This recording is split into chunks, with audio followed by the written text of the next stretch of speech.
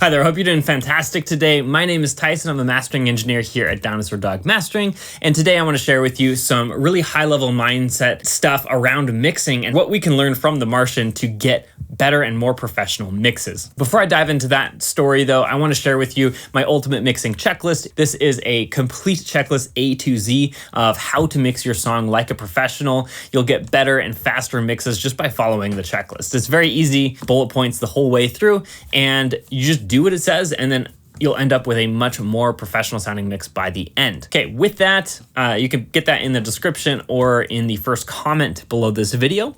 And with that, let's dive into the actual story of what the Martian has to do with mixing. Often I'll have students come to me trying to get a more professional sound for their music, or even mastering clients. They'll send me mixes, and I always give them some feedback, ways that they can improve their mix. And often one of the biggest issues that I hear in these mixes that I'm sent is they're over mixed. They're over processed. There's just so much going on that it doesn't sound like a real song anymore. It's more of just a conglomeration of sounds that are smashed together in a sandwich. While there's something to be said for processing things aggressively when needed, there's a difference between being aggressive intentionally and then just over processing everything because you feel like that's what you should do. So this is where The Martian comes in. If you haven't watched The Martian is about Matt Damon, who gets stuck on Mars and then ends up having to solve a bunch of problems and come back in order to save his life and come back to Earth.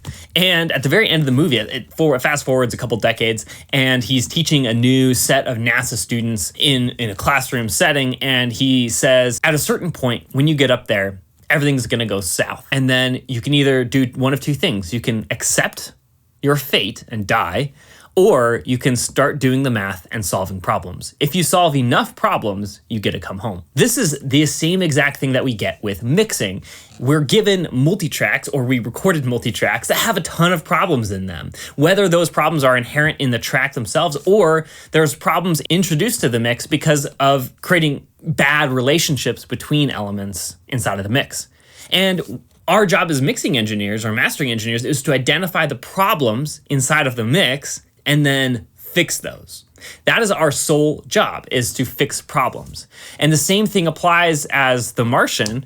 If we solve enough problems, then our mix will sound professional and be awesome. But the problem is most people don't know what they're actually doing when they're mixing. They're not intentionally solving problems. They're just processing things because they were told to process them.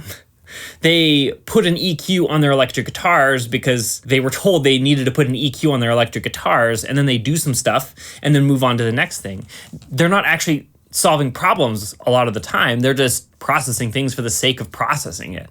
So if you look at your mix and you have a compressor on every single channel, you're probably over mixing your song, and you're probably processing things that don't actually need to be processed. When you're actually in your mix, ask yourself why way more than what. It's not what should I do to this? It's why am I making changes to this? If your electric guitars sound great with the raw recording, maybe you don't need an EQ at all. You probably don't even need to compress them. You could just leave something completely be. A lot of times in my mixes, my electric guitars have 0 plugins on them because electric guitars are already very compressed with distortion. They are already, if they're recorded well, they probably have some nice tone. Maybe I'll make some slight EQ changes, but other than that, they're pretty good. I rarely have issues with them. So why would I add some additional compression if they're already compressed or they don't have any dynamic issues?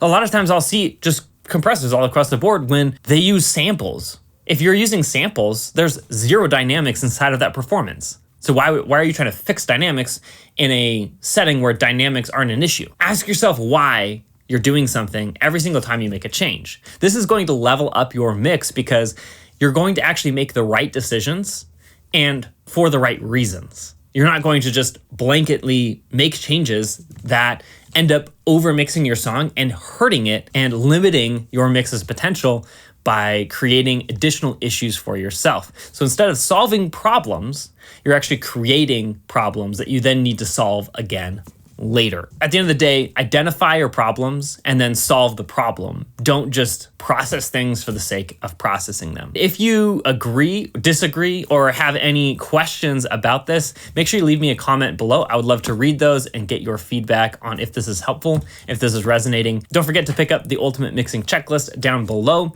And with that said, thanks for watching, and I will see you in the next one.